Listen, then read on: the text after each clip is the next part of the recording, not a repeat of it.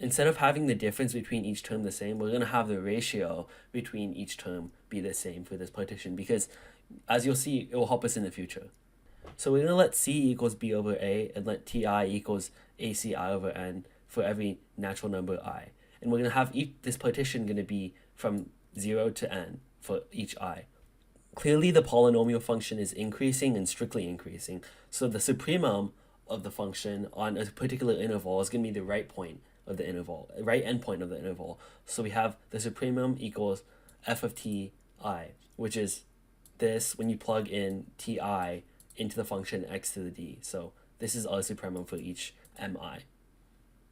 In delta ti, which is the distance between partitions, is going to be the same ratio throughout.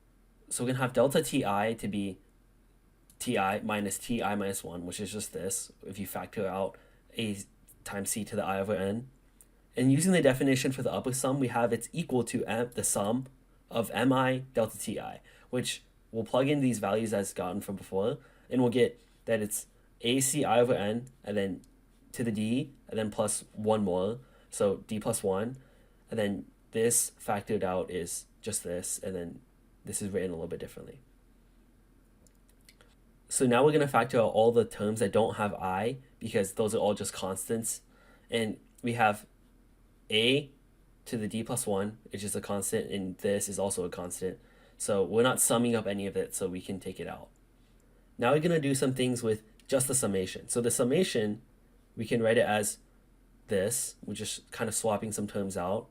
And then we take one term out of the summation, so we kind of shift the upper bound one and shift the lower bound one. And you can see here that this is actually a geometric sequence, so we can write the sum for a geometric sequence here.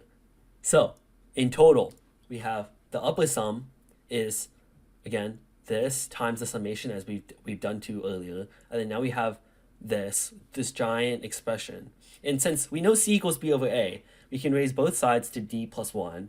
So we're going to do two things in this one step. So first we're going to swap this in this. So this is going to go down here, multiply with a to the d plus 1. So this is a plus d plus 1 minus a to the d plus 1 times c to the d plus 1, which is just b to the d plus 1. So it's a to the d plus 1 minus b to the d plus 1 times c from here. Nothing changed.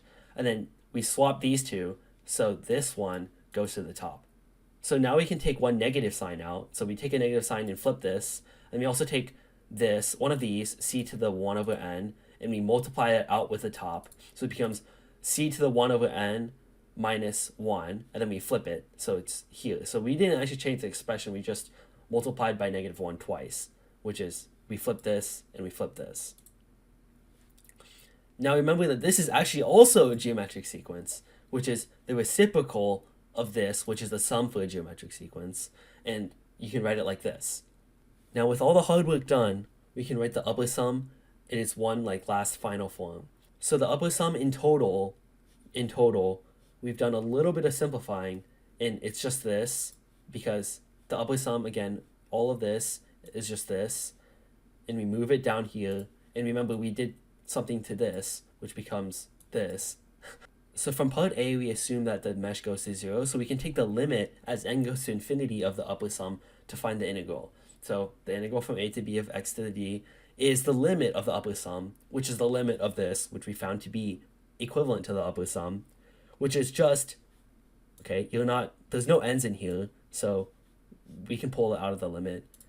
This, as n goes to infinity, just becomes 1. And each of these becomes 1 plus 1 plus 1 plus 1 plus 1 all the way to d. And since these count from 1 to d, we can just write it as d. So it becomes 1 over d plus 1 times b to the d plus 1, or minus a to the d plus 1, which is exactly what the power rule is.